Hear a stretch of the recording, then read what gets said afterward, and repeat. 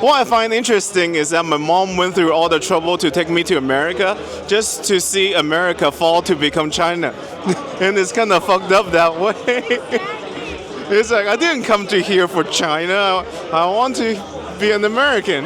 So, okay. My name is Chen. I guess I'm trying to become a comedian. So, just like everybody else here. I was born from a place called Wuhan, and I moved to America when I was 10. I grew up in New Mexico, Taos, New Mexico, and I moved to Bay Area and lived there for about 8 years after college. Then I relocated to Austin. Yeah. Oh, the job I worked for got bought by a company here. So it was just luck, I guess. What job do you do? I work in IT. Yeah. So that's an actual day job. Yeah, but I guess I sort of see the writing on the wall with AI coming. It's like, I know my job is going to get replaced eventually, but it's not even that. It's more like, but it's going to be like societal. And I want to just come out here and be able to think for myself and be able to make mistakes. Because I know that in the future they're going to have like this AI robot. We might already have it yet. It's going to check if you're politically correct and a whole bunch of everything. Then what's the whole point? Because the whole point is so we can think for ourselves, right? So, yeah. Think about it. If people can live without dealing with people, I think everybody prefers it. It's not even like the elites are doing it to us. We don't even like each other. Like, why else are we all looking at our phones all the time, right? So, and it's unfortunate because if you really sit down and try to talk to people, most people you can get along with, actually. I don't think of myself as either Republican or Democrat because there are parts of it that applies to me either way. But for me, politics is more about where does the money go, where does the money come from, and who stays in power, or who stands to benefit. And usually, if you think about it a little bit more, you can more or less find out like what they're up to. Yeah, and because you're either in power or you're not, it doesn't matter if you're a Democrat or Republican. Something recent, right? Because they're trying to bring back free speech again, and most comedians like to say they're a champion of free speech. And I wouldn't go that far, but what I find interesting is about like the whole hate speech and misinformation, right? That's problematic because I think it's okay for government to lie because nothing is perfect, right? And if you want to remain in harmony and power and everything like that, you have to lie, right? But what happens is when you go from there to, no, I'm the absolute source of truth, and you have things like misinformation and hate speech to more or less gag people, I think that is wrong because pretty much if you tell lies, at least I can sort of work through it. It's like, oh, so this is what's happening, right? But if you say, I can't say anything because it's hate speech or misinformation, then there's nothing to work with. So I think at the very minimum, I guess we will take what we can take, which is even if it is lies, right? Yeah, but not being able to have discourse is even worse. What I find interesting is that my mom went through all the trouble to take me to America just to see America fall to become China. And it's kind of fucked up that way. It's like, I didn't come to here for China. I want to be an American. So to go from where America was to where China is, in other words, if people cut corners and just make things worse, there's profit to be made every step down. And my fear, or at least my understanding of human nature, is that they will just keep on letting things go worse in the name of profit. And that's unfortunate because America is such a nice concept, and I wish it lasts longer. Let's say you have a bubble, right? A circle. Then so let's say this is how much resource and how much we grow, right? But then we have existing people in here. Some are big, some are small, doesn't matter, and it fills up, right?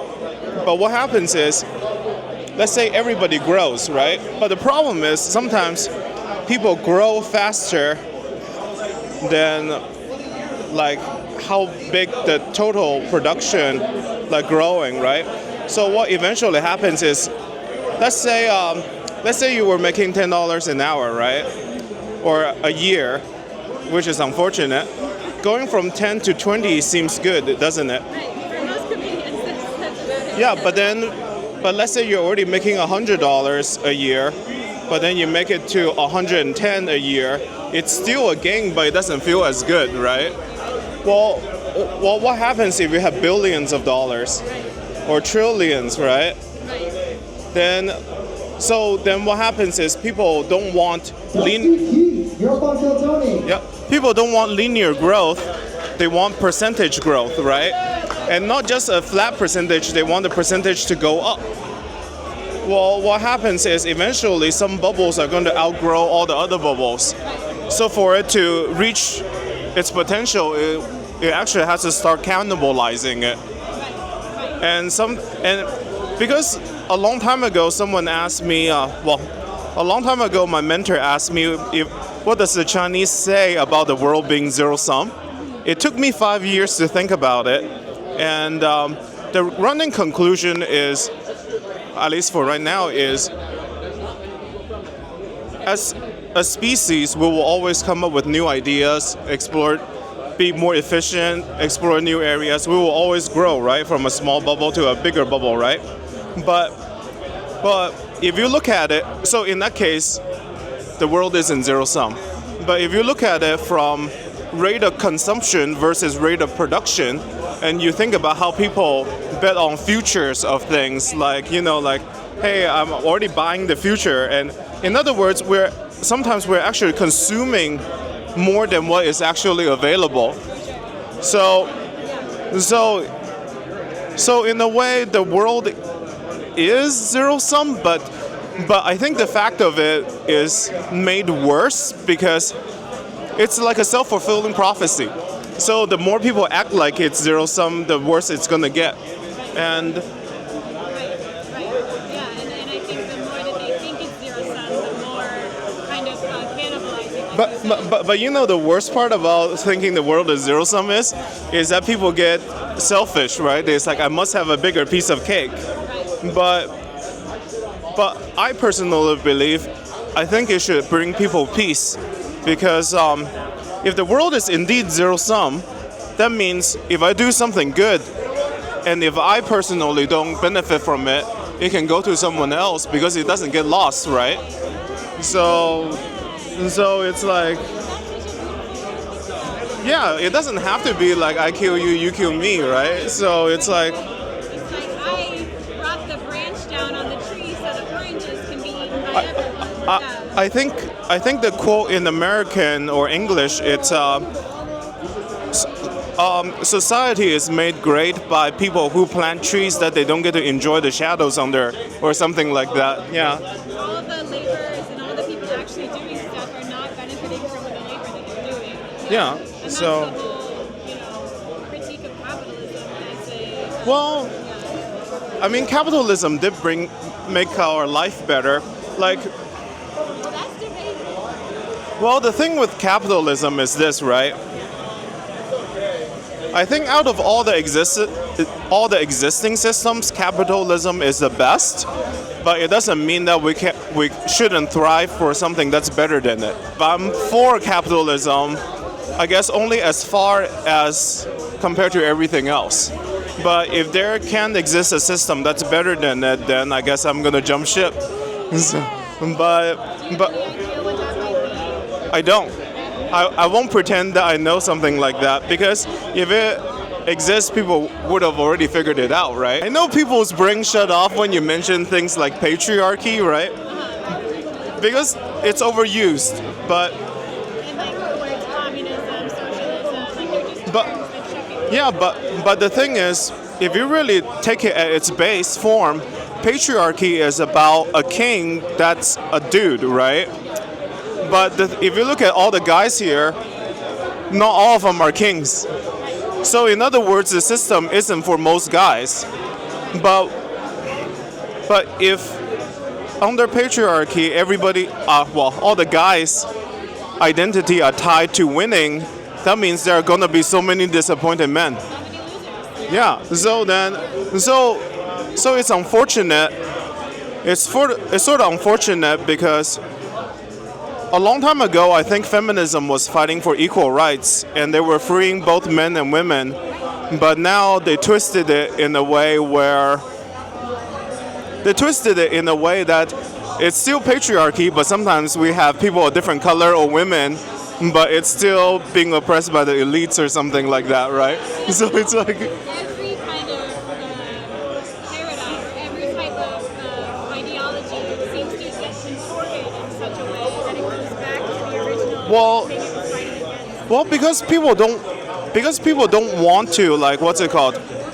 People want to win, but people don't actually want to think about anything else. And in a way, it makes sense because what you can see, what you can touch, what you can control is all you could really do, right? But if everybody does that, then it's like people finding out that other people aren't NPCs or something like that. So it's a rude awakening for some people. So I wouldn't like to burst the bubble, but it's a lesson that's better learned sooner than later. Yeah. But they treat so many people like NPCs. Like the people that grow the food, the people that take good food, the people that... You want to know the biggest disappointment I have about becoming an adult? Yeah. Is that growing up, I always thought people become adults so that they can help more people and make the world a better place. But growing up, I realized that becoming adult is all about how much you can get away with, and it sucks because if you think about it, it's almost like if you're a successful adult, you get to play essentially throughout your whole life. You think about people going on cruises.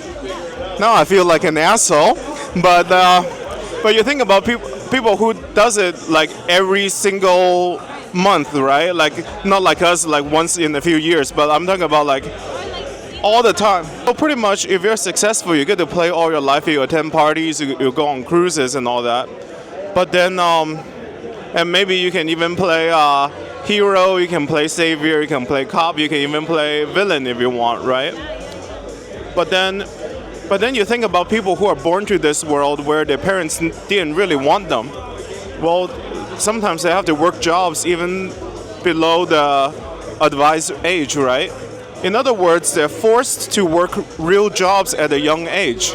In other words, if you're successful, you can be a kid all your life, but if you're not successful, you're forced to be adults more so than everybody else. If you look at history, a lot of times it end up in violent revolutions and things like that. So I guess hopefully we can stop it from getting worse than, we can stop it from getting worse before we have to start a revolution or something like that, right? And if you think about it, but that it's kind of messed up because normal people don't really have bargaining power because, well, there's a good reason why they're importing immigrants and also developing AI, because people used to be able to vote with their wallet, but if you think about the whole New York situation, you think about the buildings they employ, the food and the supplies that they show, it's all their buddies. So in other words, they created their own demand and they also created their own supply so they can justifiably print money and give it back to themselves. So, and that's funny. Man, I wanted to know why he said, "Oh shit." That's gonna be funny, but oh well. So, and also if shit hits the fan, the people with the power and also the means, they're just gonna escape to a different country. Like they're not gonna stay to pay or endure with everyone else. So I guess for lack of a better word, they call them globalists, right? So I guess the first thing is awareness of what's going on, how people are getting screwed over. I'm not saying to take violence or anything, but be aware how the system works and how you're being exploited or not being exploited. And it actually pays to visit other countries so that at least you can appreciate what America is doing well, right? Yeah, traveling to Europe definitely showed me, yeah, I like America. I like our big cars. I like not having been crowded. I like our big stairwells so I don't fall down the stairs if I don't look. But also, there's something that makes people complacent, these two concepts. I think it's probably good to dispel them. First of all, there's no fairness in the sense that if you think things are going to be magically made fair for no reason, it's not going to happen. And then the other thing is a caution about nihilism, because a lot of people think that, oh, I die in the end anyway, so it doesn't matter. Well, it does matter because, I mean, at least they want you to think it doesn't matter so that you won't put up a fight. So there's no fairness to justify the scale, and there's no sweet release of death coming either. So I think it's a hard one to face because a lot of people party their life away thinking that it doesn't matter, and in a way it doesn't matter, but it just feels so unsatisfying. I don't know why, but a part of me feel like just because it didn't start out with a purpose doesn't mean we can't create a purpose or look for a purpose. So people matters more than they think. And it's kind of unfortunate that the current system want them to feel that they're powerless so that they're easier to control. But because, and I get it, you don't want, like, people in power don't want too many cooks in the kitchen, I get it, but there is something to be said about having control over a demoralized, uneducated populace versus having ones that are smart but are still loyal, right? Yeah. So. It's probably a whole lot more fun to be a leader with the people that Diva Stoner, you're up on Kill Tony. And if America Diva Stoner. Diva Stoner. And if America aspires to be number one in the world, I think if America is as smart as we say we are, then we should better figure out a way where it's okay to have smart people in this country, where people still feel some sort of ownership of this country, because if you are only renting everything, then you don't want to die for anything that you don't even own. So I don't know. It's there are so many things going on. I don't. You mentioned patriarchy. What is your experience with patriarchy? I'm a loser, so I don't like it.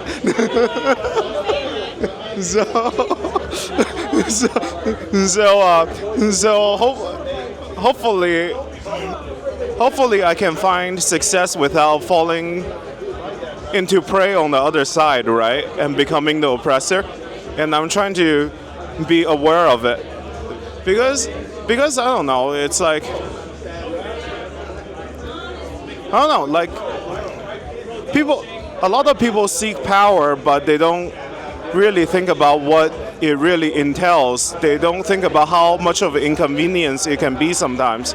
So, and speaking of power, I think that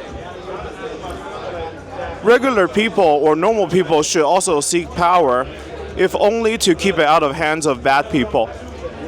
So, because it's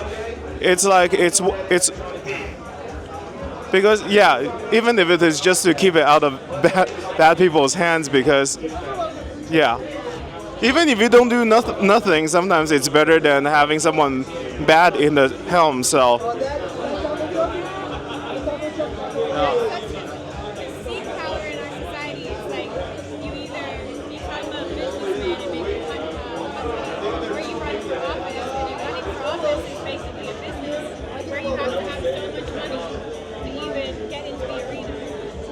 I think the way they used to do it, at least if I didn't remember wrong, the way they used to do presidency is almost like people get drafted from as a governor or something to become a president, and then they sort of live in Washington and they don't really like it, but then it's like it's not something that you actively want, but you do it out of your duty for the country, and then when your term is up, you go back to your state to serve your statesmen rather than staying in Washington to become a career politician. So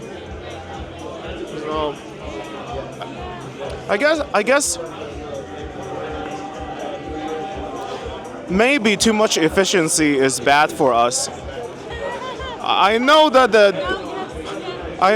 Doge is something that people are looking for, but well,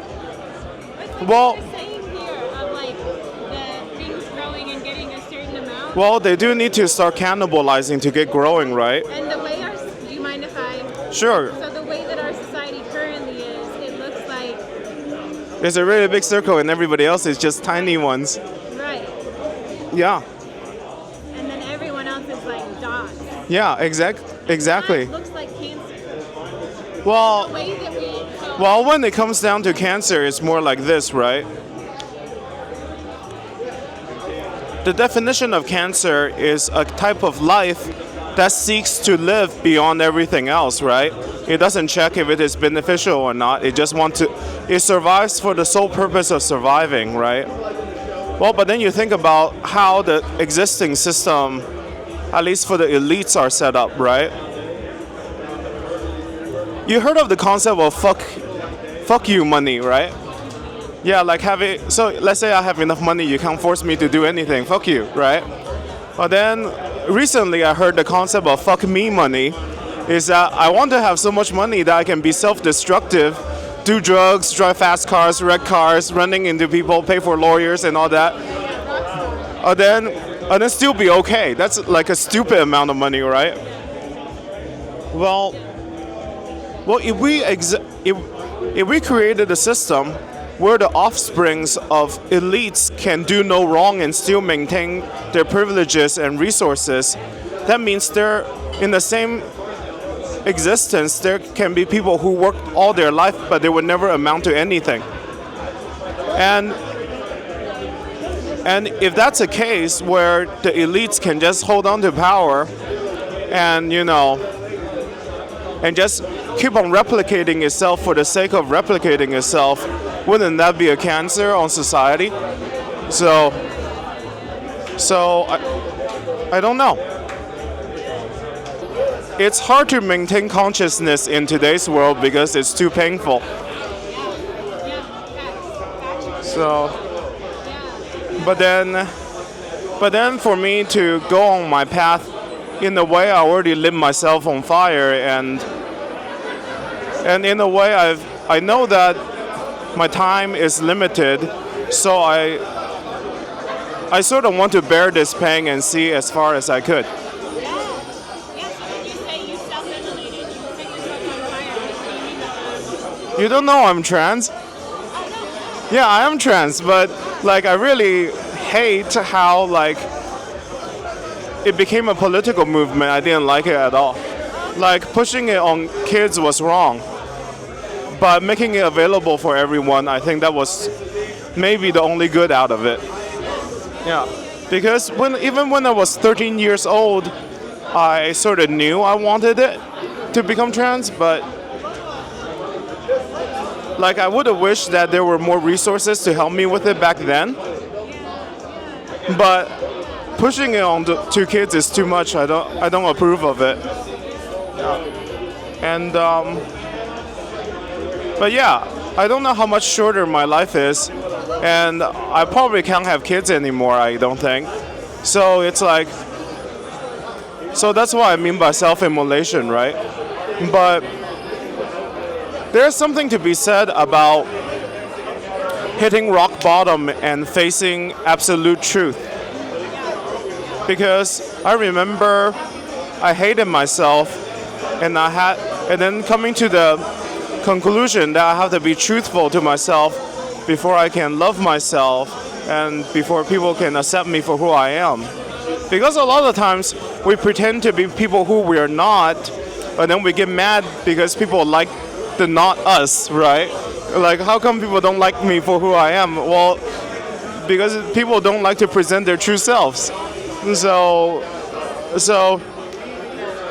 I don't know. Like, I don't think it's brave. Sometimes it feels like it's reckless, but it feels like it's something that I have to do. I guess it can be said that a lot of people are here because they're still looking for themselves, right? People are still looking for themselves. They're desperate to get recognized something, but I think that's the chicken and the egg situation with pursuing this path, because it is and it isn't for fame and power at the same time. So I think it's even worse if people deny that they're seeking power or attention or resources. And I think it's better to be honest with what we're going for and then try to control ourselves to handle it responsibly and do it properly. I wish I can perform in front of a group of Asians, or like sometimes black comedians want to be in front of black audiences and all that, right? But the thing is, sometimes the audience just don't come support your own. There isn't a market for it. So you can't really blame white people for that. So, and in a way, I'm appreciative of it because they kept the genre alive.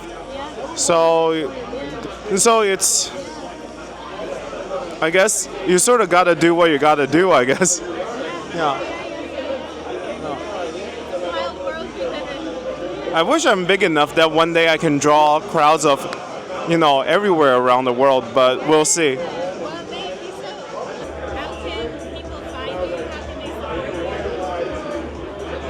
Man, that's actually one of the things I haven't really thought through, right? A part of me wanted to just become comedian, but on the other hand, I feel like do I sell merch? Do I do videos? Do I start a podcast like everybody else?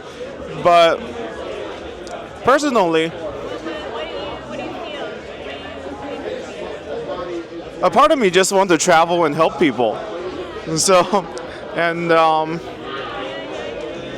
but they can find me on Instagram and YouTube under the handle Chen's Antics, CHENSANTICS. So that's a place to start, but once I figure it out, you will catch it there.